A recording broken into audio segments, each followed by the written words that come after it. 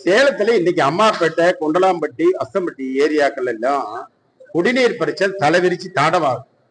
15 நாட்களுக்கு ஒரு முறைதான் குடிநீர் கொடுக்குறாங்க. முதல் கோரிக்கையா குடிநீர் கொடுக்கறத கண்டிச்சுதான் இன்னைக்கு வெளிநடப்பே முதல்ல. அதற்கு அடுத்தது நிறைய சப்ஜெக்டுகள் இருக்கு.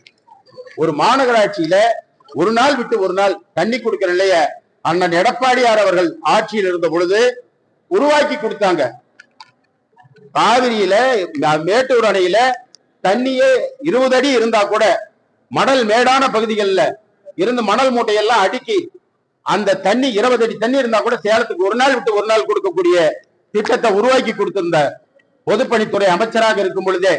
ஆனால் இன்றைய 120 அடி தண்ணி இருக்குது.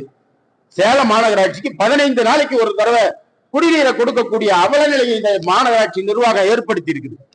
அந்த குடிநீர் வருவதற்கு சேலம் மாநகராட்சிக்கு வரத்துக்கு மட்டும் மாச செலவு பராமரிப்பு செலவுன்னு 50 லட்சம், அதுல மோட்டர் போயிடுச்சு, ஒயர் எரிஞ்சு போச்சு, இப்படின்னு அதுக்கு ஒரு பராமரிப்பு செலவு 50 லட்சம்.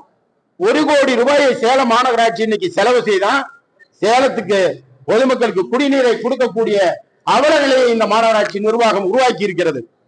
வன்மையாக கண்டிக்கிறோம், வன்மையாக கண்டிக்கிறோம். இவ்வளவு ஒரு மோசமான ஒரு மாநகராட்சி நிர்வாகம் இன்னைக்கு சேலத்துல 1 கோடி ரூபாய் செலவு பண்ணி தான் இந்த மக்களுக்கு தண்ணி கொடுக்க முடியுது. அதுக்கும் 15 நாளைக்கு ஒரு தடவை தான் கொடுக்க முடியுது.